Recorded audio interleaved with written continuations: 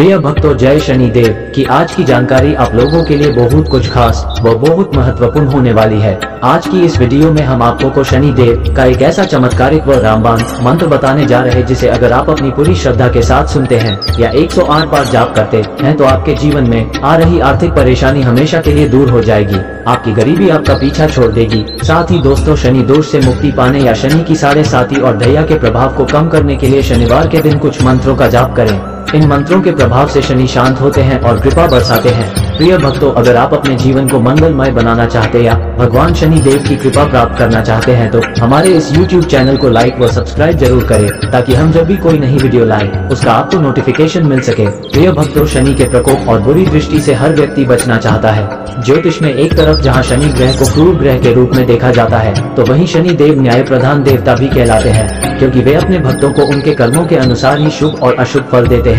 जीवन में सुख, समृद्धि और शांति बनी रहे, इसके लिए शनिवार के दिन शनि देव की पूजा जरूर करनी चाहिए। कहा जाता है कि जिन भक्तों को शनि देव का आशीर्वाद प्राप्त हो जाता है वो रंग से भी राजा बन जाता है और उसके जीवन के सारे कष्ट व दुख दूर हो जाते हैं। शनि देव को प्रसन्न रखने के लिए कुछ विशेष मंत्रों के बारे में बताया गया है। इन मंत्रों का जाप शनिवार के दिन करने से कुंडली में शनि ग्रह शांत होते हैं और शनि की 7.5 व दैया का प्रभाव कम होता है। साथ ही जो भक्त श्रद्धा भाव से इन मंत्रों का जाप करते हैं शनि देव उन पर कृपा बरसाते हैं। प्रिय भक्तों, शनि देव का मंत्र इस प्रकार है। ओम नीलांजनम समाभासम रविपुत्रम यमाग्रजम सायामातरम संभूतम तम नमामि शनेश्वरम। ओम नीलांजनम समाभासम रविपुत्रम यमाग्रजम सायामातरम संभूतम तम नमामि शनेश्वरम। ओम नीलांजनम समाभासम रविपुत्रम यमाग्रजम सायामातरम संभूतम तम नमामि शनेश्वरम। ओम नीलांजनम समाभासम रविपुत्रम यमाग्रजम सायामातरम संभूतम त्वं नमामि शनेश्वरम्। ओम नीलांजनम समाभासं रविपुत्रं यमाग्रजं सायामातरं संभूतं त्वं नमामि शनेश्वरम्। ओम नीलांजनम समाभासं रविपुत्रं यमाग्रजं सायामातरं संभूतं त्वं नमामि शनेश्वरम्। ओम नीलांजनम समाभासं रविपुत्रं यमाग्रजं सायामातरं संभूतं तं नमामि शनेश्वरम्। ओम नीलांजनम समाभासं रविपुत्रं यमाग्रजं सायामातरं संभूतं त्वं नमामि शनेश्वरम्। ओम नीलांजनम समाभासं रविपुत्रं यमाग्रजं सायामातरं संभूतं त्वं नमामि शनेश्वरम्। ओम नीलांजनम समाभासं रविपुत्रं यमाग्रजं सायामातरं संभूतं त्वं नमामि शनेश्वरम्। ओम नीलांजनम समाभासं रविपुत्रं यमाग्रजं सायामातरं संभूतं तं नमामि शनेश्वरम्। ओम नीलांजनम समाभासं रविपुत्रं यमाग्रजं सायामातरं संभूतं त्वं नमामि शनेश्वरम्। ओम नीलांजनम समाभासं रविपुत्रं यमाग्रजं सायामातरं संभूतं तं नमामि शनेश्वरम्। ओम नीलांजनम समाभासं रविपुत्रं यमाग्रजं सायामातरं संभूतं तं नमामि शनेश्वरम्।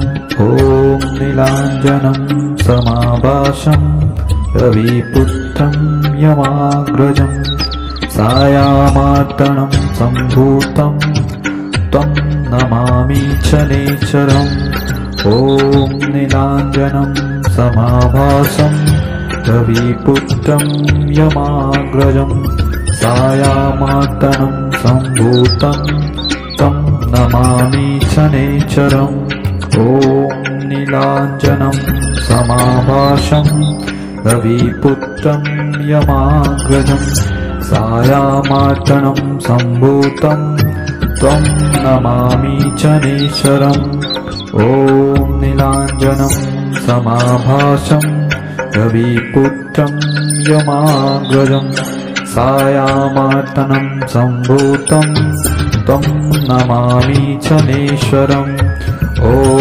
नीलाञ्जनं समाभासं रविपुत्रं यमाग्रजं सायामार्तनं सम्भूतं तं नमामि शनैश्वरम् ॐ नीलाञ्जनं समाभासं रविपुत्रं यमाग्रजं सायामार्तनं सम्भूतं तं नमामि शनैश्वरम् ॐ नीलाञ्जनं समाभासं रविपुत्रं यमाग्रजं सायामार्तनं सम्भूतं त्वं नमामि शनैश्वरम् ॐ नीलाञ्जनं समाभासं रविपुत्रं यमाग्रजं सायामार्तनं सम्भूतं त्वं नमामि शनैश्वरम् ॐ नीलाञ्जनं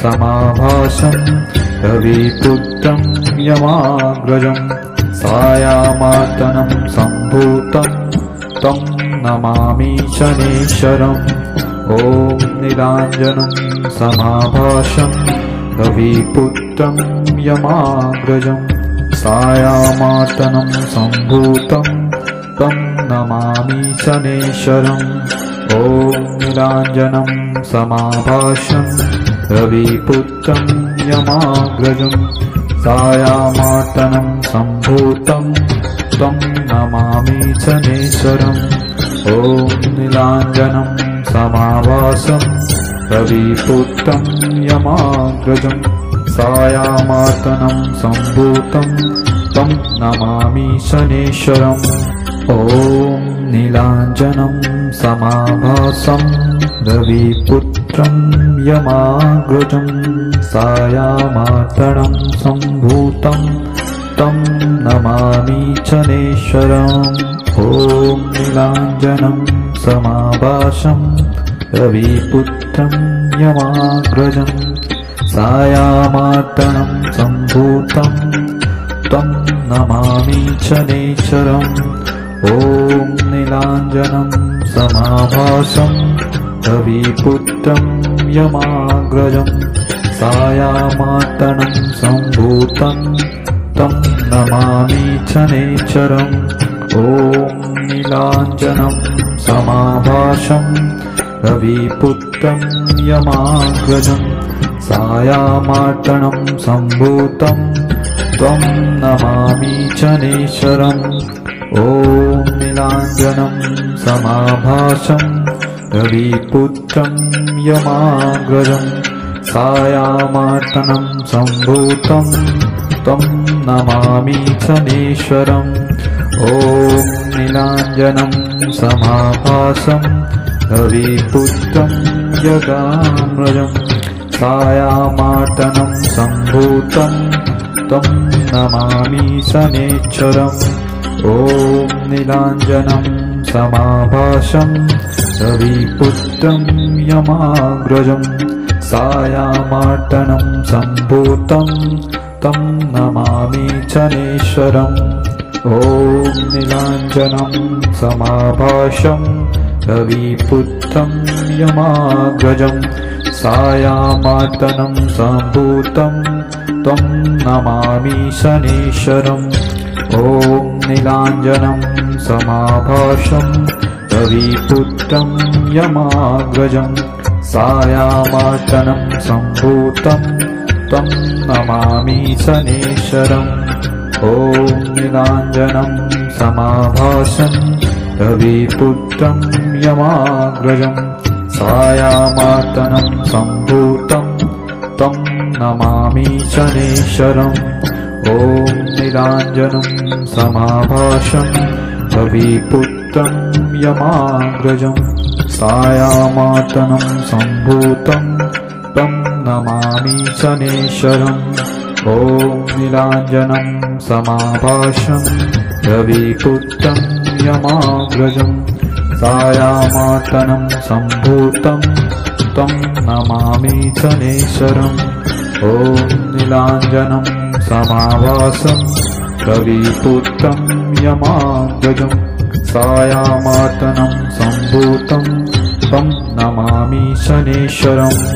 ॐ नीलाञ्जनं समाभासं रविपुत्रं यमाग्रजं सायामार्तनं सम्भूतं तं नमामि शनेश्वरम् ॐ नीलाञ्जनं समाभासं रविपुत्रं यमाग्रजं सायामार्तनं सम्भूतं तं नमामि शनेश्वरम् ॐ नीलाञ्जनं समाभासं रविपुत्रं यमाग्रजं सायामार्तनं सम्भूतं तं नमामि शनेश्वरम् ॐ नीलाञ्जनं समाभासं रविपुत्रं यमाग्रजं सायामार्तनं सम्भूतं तं नमामि शनेश्वरम् ॐ नीलाञ्जनं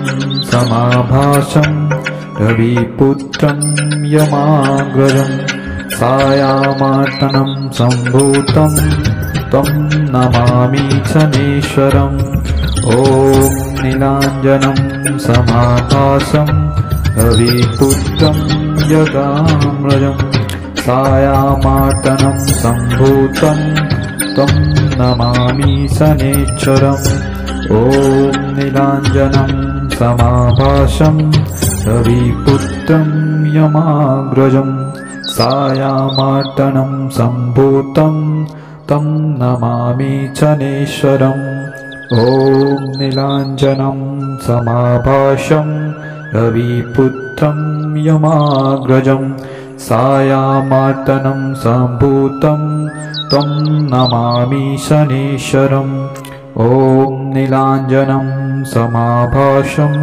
रविपुत्रं यमाग्रजं सायामार्तनं सम्भूतं तं नमामि शनेश्वरम् ॐ नीलाञ्जनं समाभासं रविपुत्रं यमाग्रजं सायामार्तनं सम्भूतं तं नमामि शनेश्वरम् ॐ नीलाञ्जनं समाभासं रविपुत्रं यमाग्रजं सायामार्तनं सम्भूतं तं नमामि शनेश्वरम् ॐ नीलाञ्जनं समाभासं रविपुत्रं यमाग्रजं सायामार्तनं सम्भूतं तं नमामि शनेश्वरम् ॐ नीलाञ्जनं समाभासं रविपुत्रं यमाग्रजं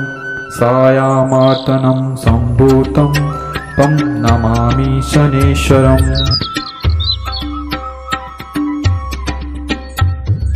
रविपुत्रं यमाग्रजं सायामार्तनं सम्भूतं तं नमामि शनेश्वरम् ॐ नीलाञ्जनं समाभासं रविपुत्रं यमाग्रजं सायामार्तनं सम्भूतं तं नमामि शनेश्वरम् ॐ नीलाञ्जनं समाभासं रविपुत्रं यमाग्रजं सायामार्तनं सम्भूतं तं नमामि शनेश्वरम् ॐ नीलाञ्जनं समाभासं रविपुत्रं यमाग्रजं सायामार्तनं सम्भूतं त्वं नमामि शनेश्वरम् ॐ नीलाञ्जनं समाभासं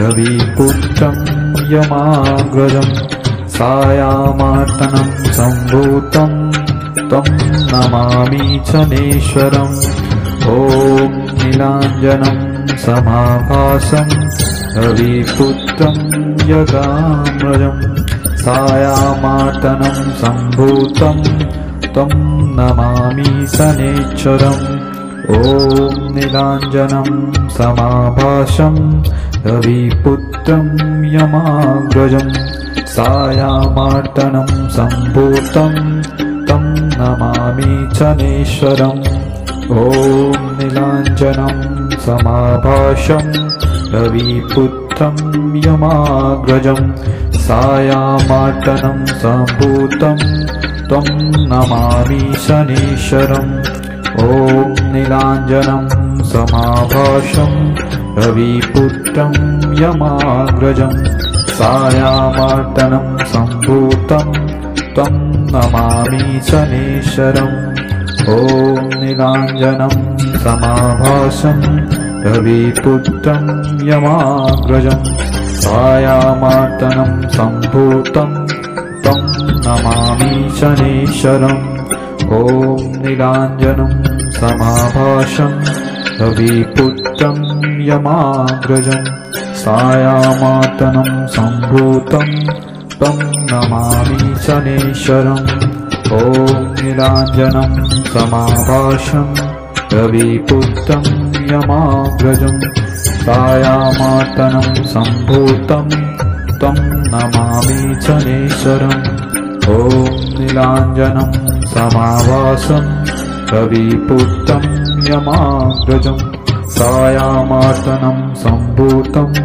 तं नमामि शनेश्वरम् ॐ नीलाञ्जनं समाभासं रविपुत्रं यमाग्रजं सायामार्तनं सम्भूतं तं नमामि शनेश्वरम् ॐ नीलाञ्जनं समाभासं रविपुत्रं यमाग्रजं सायामार्तनं सम्भूतं तं नमामि शनेश्वरम् ॐ नीलाञ्जनं समाभासं रविपुत्रं यमाग्रजं सायामार्तनं सम्भूतं तं नमामि शनेश्वरम् ॐ नीलाञ्जनं समाभासं रविपुत्रं यमाग्रजं सायामार्तनं सम्भूतं तं नमामि शनेश्वरम् ॐ नीलाञ्जनं समाभासं रविपुत्रं यमाग्रजं सायामार्तनं सम्भूतं तं नमामि शनेश्वरम् ॐ नीलाञ्जनं समाभासं रविपुत्रं यमाग्रजं सायामार्तनं सम्भूतं तं नमामि शनेश्वरम् ॐ नीलाञ्जनं समाभासं रविपुत्रं यमाग्रजं सायामार्तनं सम्भूतं तं नमामि शनेश्वरम् ॐ नीलाञ्जनं समाभासं रविपुत्रं यमाग्रजं सायामार्तनं सम्भूतं तं नमामि शनेश्वरम् ॐ नीलाञ्जनं समाभासं रविपुत्रं यमाग्रजं सायामार्तनं सम्भूतं तं नमामि शनेश्वरम् ॐ नीलाञ्जनं समाभासं रविपुत्रं यमाग्रजं सायामार्तनं सम्भूतं तं नमामि शनेश्वरम् ॐ नीलाञ्जनं समाभासं रविपुत्रं यमाग्रजं सायामार्तनं सम्भूतं तं नमामि शनेश्वरम् ॐ नीलाञ्जनं समाभासं रविपुत्रं यमाग्रजं सायामार्तनं सम्भूतं तं नमामि शनेश्वरम् ॐ नीलाञ्जनं समाभासं रविपुत्रं यमाग्रजं सायामार्तनं सम्भूतं तं नमामि शनेश्वरम्। ॐ नीलाञ्जनं समाभासं रविपुत्रं यमाग्रजं सायामार्तनं सम्भूतं तं नमामि शनेश्वरम्। ॐ नीलाञ्जनं समाभासं रविपुत्रं यमाग्रजं सायामार्तनं सम्भूतं तं नमामि शनेश्वरम्। ॐ नीलाञ्जनं समाभासं रविपुत्रं यमाग्रजं सायामार्तनं सम्भूतं तं नमामि शनेश्वरम्। ॐ नीलाञ्जनं समाभासं रविपुत्रं यमाग्रजं सायामार्तनं सम्भूतं तं नमामि शनेश्वरम्।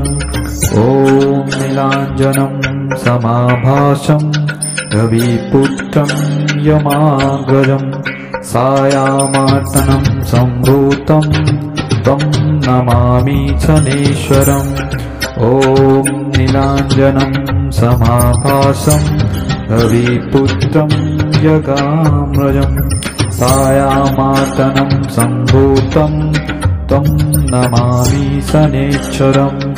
ॐ नीलाञ्जनं समाभासं रविपुत्रं यमाग्रजं सायामार्तनं सम्भूतं तं नमामि शनेश्वरम्। ॐ नीलाञ्जनं समाभासं रविपुत्रं यमाग्रजं सायामार्तनं सम्भूतं तं नमामि शनेश्वरम्। ॐ नीलाञ्जनं समाभासं रविपुत्रं यमाग्रजं सायामार्तनं सम्भूतं तं नमामि शनेश्वरम्। ॐ नीलाञ्जनं समाभासं रविपुत्रं यमाग्रजं सायामार्तनं सम्भूतं तं नमामि शनेश्वरम्। ॐ नीलाञ्जनं समाभासं रविपुत्रं यमाग्रजं सायामार्तनं सम्भूतं तं नमामि शनेश्वरम्। ॐ नीलाञ्जनं समाभासं रविपुत्रं यमाग्रजं सायामार्तनं सम्भूतं तं नमामि शनेश्वरम्।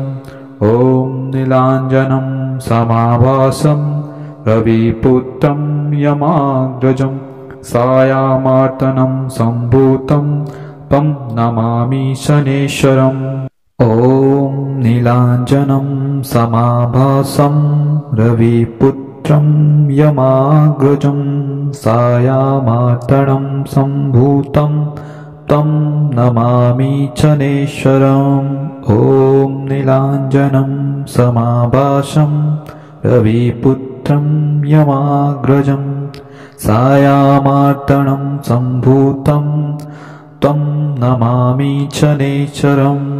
ॐ नीलाञ्जनं समाभासं रविपुत्रं यमाग्रजं सायामार्तनं सम्भूतं तं नमामि शनेश्वरम्। ॐ नीलाञ्जनं समाभासं रविपुत्रं यमाग्रजं सायामार्तनं सम्भूतं तं नमामि शनेश्वरम्। ॐ नीलाञ्जनं समाभासं रविपुत्रं यमाग्रजं सायामार्तनं सम्भूतं तं नमामि शनेश्वरम्। ॐ नीलाञ्जनं समाभासं रविपुत्रं यमाग्रजं सायामार्तनं सम्भूतं तं नमामि शनेश्वरम्। ॐ नीलाञ्जनं समाभासं रविपुत्रं यमाग्रजं सायामार्तनं सम्भूतं तं नमामि शनैश्वरम्।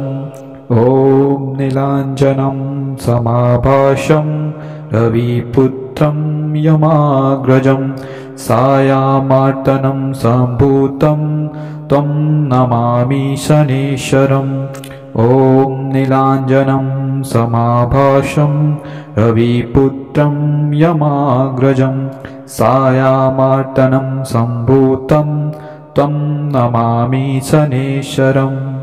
ॐ नीलाञ्जनं समाभासं रविपुत्रं यमाग्रजं सायामार्तनं सम्भूतं तं नमामि शनैश्वरम्। ॐ नीलाञ्जनं समाभासं रविपुत्रं यमाग्रजं सायामार्तनं सम्भूतं तं नमामि शनैश्वरम्।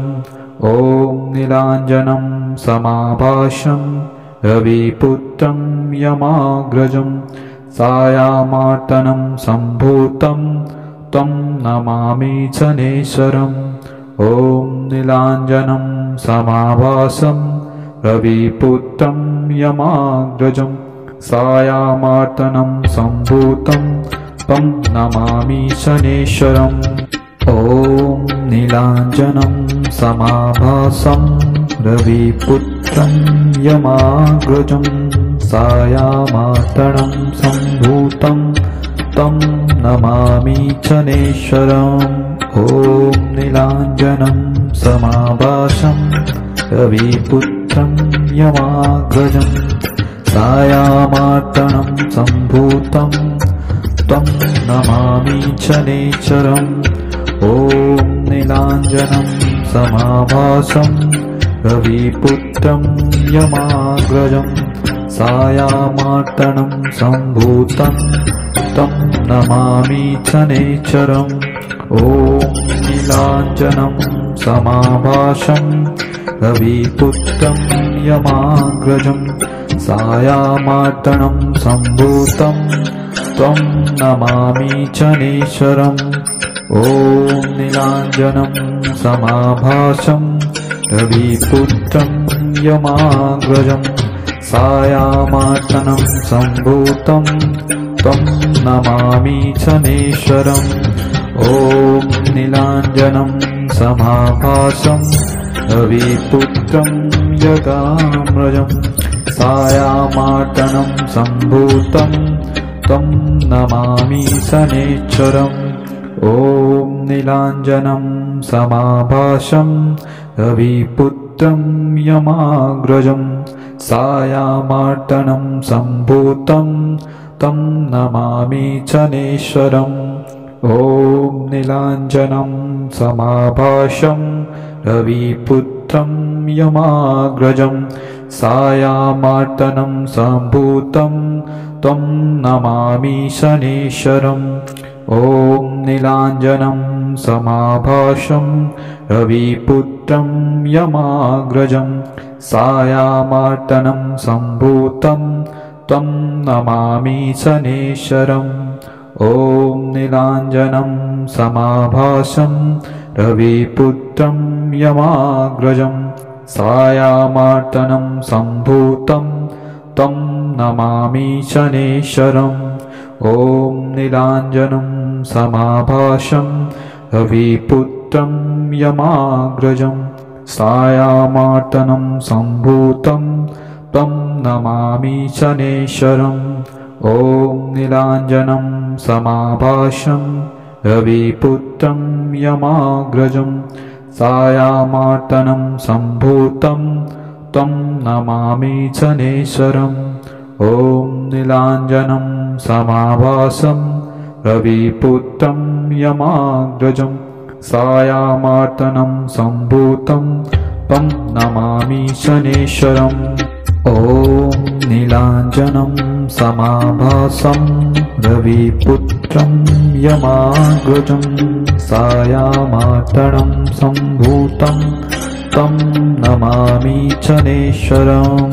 ॐ नीलाञ्जनं समाभासं रविपुत्रं यमाग्रजं सायामार्तनं सम्भूतं तं नमामि शनैश्वरम् ॐ नीलाञ्जनं समाभासं रविपुत्रं यमाग्रजं सायामार्तनं सम्भूतं तं नमामि शनैश्वरम् ॐ नीलाञ्जनं समाभासं रविपुत्रं यमाग्रजं सायामार्तनं सम्भूतं त्वं नमामि शनैश्वरम् ॐ नीलाञ्जनं समाभासं रविपुत्रं यमाग्रजं सायामार्तनं सम्भूतं तं नमामि शनैश्वरम् ॐ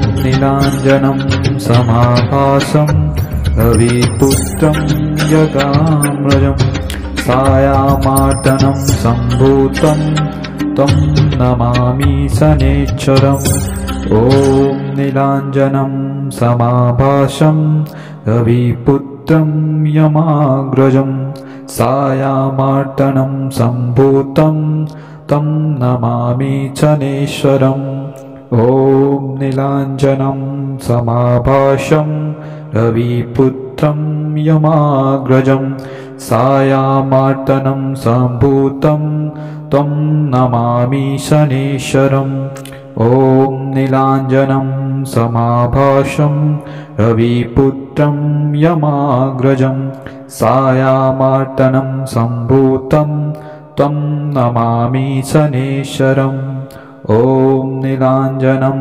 समाभासं रविपुत्रं यमाग्रजं सायामार्तनं सम्भूतं तं नमामि शनैश्वरम् ॐ नीलाञ्जनं समाभासं रविपुत्रं यमाग्रजं सायामार्तनं सम्भूतं तं नमामि शनैश्वरम् ॐ नीलाञ्जनं समाभासं रविपुत्रं यमाग्रजं सायामार्तनं सम्भूतं तं नमामि शनैश्वरम् ॐ नीलाञ्जनं समाभासं रविपुत्रं यमाग्रजं सायामार्तनं सम्भूतं तं नमामि शनैश्वरम् ॐ नीलाञ्जनं समाभासं रविपुत्रं यमाग्रजं सायामार्तनं सम्भूतं तं नमामि शनैश्वरम् ॐ नीलाञ्जनं समाभासं रविपुत्रं यमाग्रजं सायामार्तनं सम्भूतं तं नमामि शनैश्वरम् ॐ नीलाञ्जनं समाभासं रविपुत्रं यमाग्रजं सायामार्तनं सम्भूतं तं नमामि शनैश्वरम् ॐ नीलाञ्जनं समाभासं रविपुत्रं यमाग्रजं सायामार्तनं सम्भूतं त्वं नमामि शनैश्वरम् ॐ नीलाञ्जनं समाभासं रविपुत्रं यमाग्रजं सायामार्तनं सम्भूतं तं नमामि शनैश्वरम् ॐ नीलाञ्जनं समाभासं रविपुत्रं यमाग्रजं सायामार्तनं सम्भूतं तं नमामि शनैश्वरम् ॐ नीलाञ्जनं समाभासं रविपुत्रं यमाग्रजं सायामार्तनं सम्भूतं तं नमामि शनैश्वरम् ॐ नीलाञ्जनं समाभासं रविपुत्रं यमाग्रजं सायामार्तनं सम्भूतं तं नमामि शनैश्वरम् ॐ नीलाञ्जनं समाभासं रविपुत्रं यमाग्रजं सायामार्तनं सम्भूतं तं नमामि शनैश्वरम् ॐ नीलाञ्जनं समाभासं रविपुत्रं यमाग्रजं सायामार्तनं सम्भूतं तं नमामि शनेश्वरम्। ॐ नीलाञ्जनं समाभासं रविपुत्रं यमाग्रजं सायामार्तनं सम्भूतं तं नमामि शनेश्वरम्।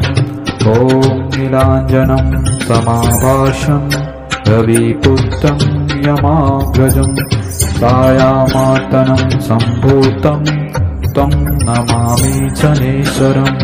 ॐ नीलाञ्जनं समाभासं रविपुत्रं यमाग्रजं सायामार्तनं सम्भूतं तं नमामि शनेश्वरम्। ॐ नीलाञ्जनं समाभासं रविपुत्रं यमाग्रजं सायामार्तनं सम्भूतं तं नमामि शनेश्वरम्। ॐ नीलाञ्जनं समाभासं रविपुत्रं यमाग्रजं सायामार्तनं सम्भूतं तं नमामि शनेश्वरम्। ॐ नीलाञ्जनं समाभासं रविपुत्रं यमाग्रजं सायामार्तनं सम्भूतं तं नमामि शनेश्वरम्। ॐ नीलाञ्जनं समाभासं रविपुत्रं यमाग्रजं सायामार्तनं सम्भूतं तं नमामि शनेश्वरम्। ॐ नीलाञ्जनं समाभासं रविपुत्रं यमाग्रजं सायामार्तनं सम्भूतं तं नमामि शनेश्वरम्। ॐ नीलाञ्जनं समाभासं रविपुत्रं यमाग्रजं सायामार्तनं सम्भूतं तं नमामि शनेश्वरम्। ॐ नीलाञ्जनं समाभासं रविपुत्रं यमाग्रजं सायामार्तनं सम्भूतं तं नमामि शनेश्वरम्। ॐ नीलाञ्जनं समाभासं रविपुत्रं यमाग्रजं सायामार्तनं सम्भूतं तं नमामि शनेश्वरम्। ॐ नीलाञ्जनं समाभासं रविपुत्रं यमाग्रजं सायामार्तनं सम्भूतं तं नमामि शनेश्वरम्। ॐ नीलाञ्जनं समाभासं रविपुत्रं यमाग्रजं सायामार्तनं सम्भूतं तं नमामि शनेश्वरम्। ॐ नीलाञ्जनं समाभासं रविपुत्रं यमाग्रजं सायामार्तनं सम्भूतं तं नमामि शनेश्वरम्। ॐ नीलाञ्जनं समाभासं रविपुत्रं यमाग्रजं सायामार्तनं सम्भूतं तं नमामि शनेश्वरम्। ॐ नीलाञ्जनं समाभासं रविपुत्रं यमाग्रजं सायामार्तनं सम्भूतं तं नमामि शनेश्वरम्। ॐ नीलाञ्जनं समाभासं रविपुत्रं यमाग्रजं सायामार्तनं सम्भूतं तं नमामि शनेश्वरम्। ॐ नीलाञ्जनं समाभासं रविपुत्रं यमाग्रजं सायामार्तनं सम्भूतं तं नमामि शनेश्वरम्। ॐ नीलाञ्जनं समाभासं रविपुत्रं यमाग्रजं सायामार्तनं सम्भूतं तं नमामि शनेश्वरम्। ॐ नीलाञ्जनं समाभासं रविपुत्रं यमाग्रजं सायामार्तनं सम्भूतं त्वं नमामि शनेश्वरम्। ॐ नीलाञ्जनं समाभासं रविपुत्रं यमाग्रजं सायामार्तनं सम्भूतं तं नमामि शनेश्वरम् ॐ नीलाञ्जनं समाभासं रविपुत्रं यगाम्रजं सायामार्तनं सम्भूतं तं नमामि शनेश्वरम् ॐ नीलाञ्जनं समाभासं रविपुत्रं यमाग्रजं सायामार्तनं सम्भूतं तं नमामि शनेश्वरम् ॐ नीलाञ्जनं समाभासं रविपुत्रं यमाग्रजं सायामार्तनं सम्भूतं तं नमामि शनेश्वरम् ॐ नीलाञ्जनं समाभासं रविपुत्रं यमाग्रजं सायामार्तनं सम्भूतं तं नमामि शनेश्वरम् ॐ नीलाञ्जनं समाभासं रविपुत्रं यमाग्रजं सायामार्तनं सम्भूतं तं नमामि शनेश्वरम् ॐ नीलाञ्जनं समाभासं रविपुत्रं यमाग्रजं सायामार्तनं सम्भूतं तं नमामि शनेश्वरम् ॐ नीलाञ्जनं समाभासं रविपुत्रं यमाग्रजं सायामार्तनं सम्भूतं तं नमामि शनेश्वरम् ॐ नीलाञ्जनं समाभासं रविपुत्रं यमाग्रजं सायामार्तनं सम्भूतं तं नमामि शनेश्वरम् ॐ नीलाञ्जनं समाभासं रविपुत्रं यमाग्रजं सायामार्तनं सम्भूतं तं नमामि शनेश्वरम् ॐ नीलाञ्जनं समाभासं रविपुत्रं यमाग्रजं सायामार्तनं सम्भूतं तं नमामि शनेश्वरम् ॐ नीलाञ्जनं समाभासं रविपुत्रं यमाग्रजं सायामार्तनं सम्भूतं तं नमामि शनेश्वरम् ॐ नीलाञ्जनं समाभासं रविपुत्रं यमाग्रजं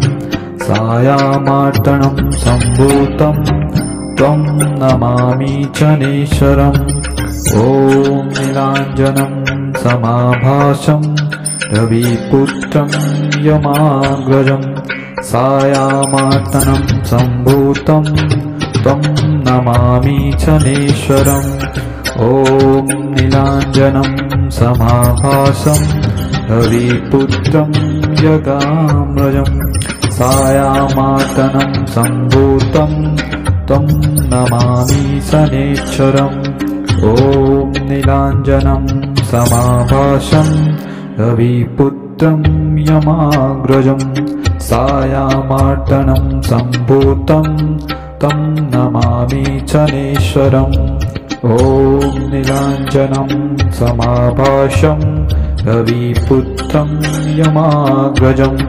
सायामार्तनं सम्भूतं तं नमामि शनेश्वरम् ॐ नीलाञ्जनं समाभासं रविपुत्रं यमाग्रजं सायामार्तनं सम्भूतं तं नमामि शनेश्वरम् ॐ नीलाञ्जनं समाभासं रविपुत्रं यमाग्रजं सायामार्तनं सम्भूतं तं नमामि शनेश्वरम् ॐ नीलाञ्जनं समाभासं रविपुत्रं यमाग्रजं सायामार्तनं सम्भूतं तं नमामि शनेश्वरम् ॐ नीलाञ्जनं समाभासं रविपुत्रं यमाग्रजं सायामार्तनं सम्भूतं तं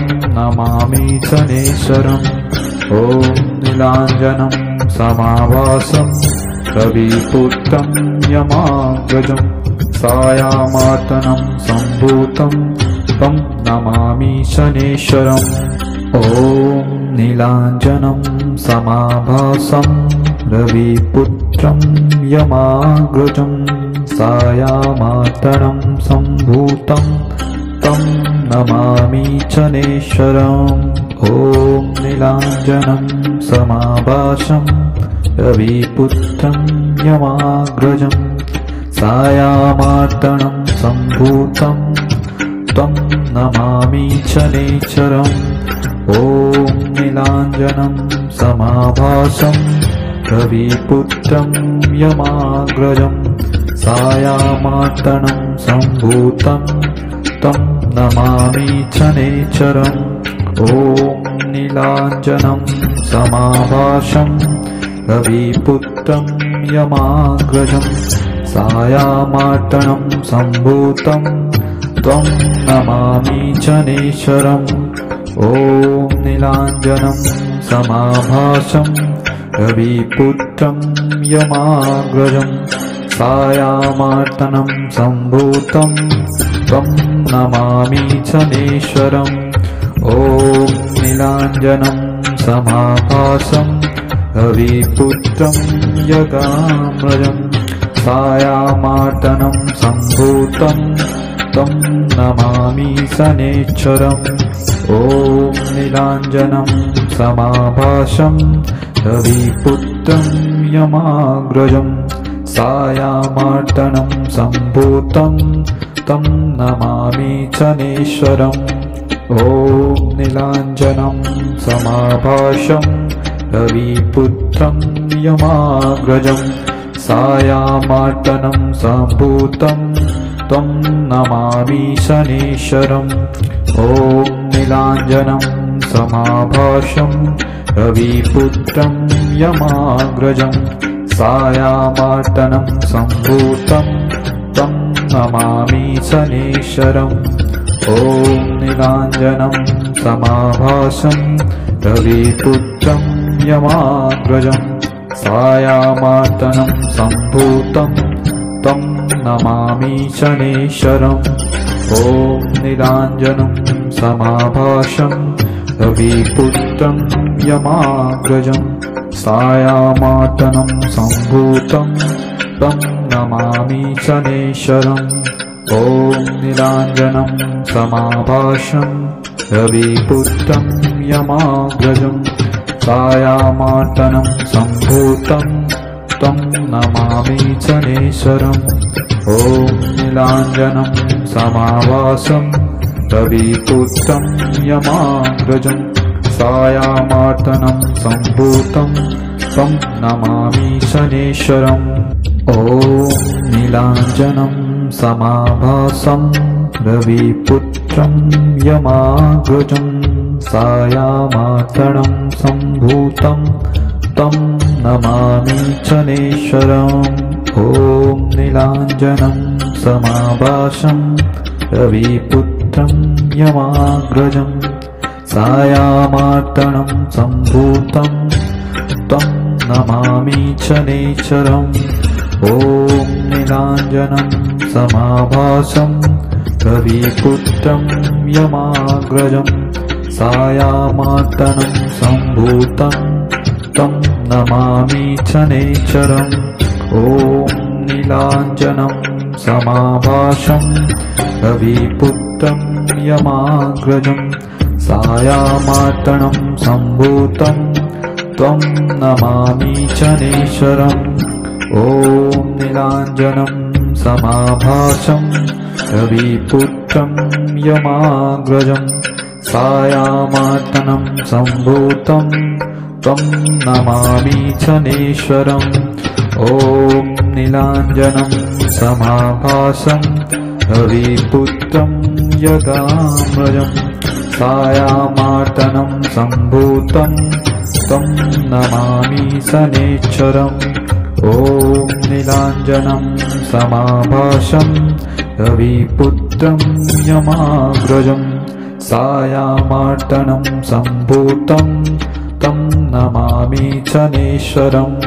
ॐ नीलाञ्जनं समाभासं रविपुत्रं यमाग्रजं सायामार्तनं सम्भूतं तं नमामि शनेश्वरम् ॐ नीलाञ्जनं समाभासं रविपुत्रं यमाग्रजं सायामार्तनं सम्भूतं तं नमामि शनेश्वरम् ॐ नीलाञ्जनं समाभासं रविपुत्रं यमाग्रजं सायामार्तनं सम्भूतं तं नमामि शनेश्वरम् ॐ नीलाञ्जनं समाभासं रविपुत्रं यमाग्रजं सायामार्तनं सम्भूतं तं नमामि शनेश्वरम् ॐ नीलाञ्जनं समाभासं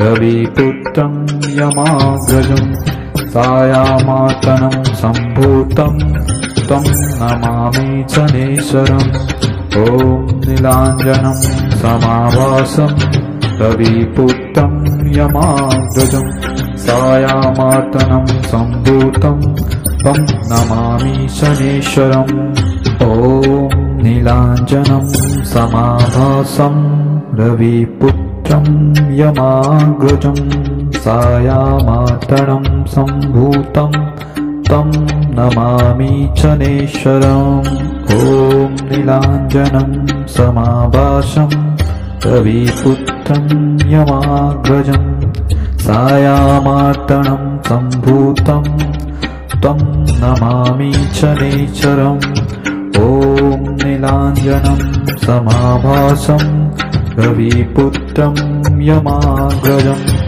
सायामार्तनं सम्भूतं तं नमामि शनेश्वरम् ॐ नीलाञ्जनं समाभासं रविपुत्रं यमाग्रजं सायामार्तनं सम्भूतं तं नमामि शनेश्वरम् ॐ नीलाञ्जनं समाभासं रविपुत्रं यमाग्रजं सायामार्तनं सम्भूतं तं नमामि शनेश्वरम् ॐ नीलाञ्जनं समाभासं रविपुत्रं यमाग्रजं सायामार्तनं सम्भूतं तं नमामि शनेश्वरम् ॐ नीलाञ्जनं समाभासं रविपुत्रं यमाग्रजं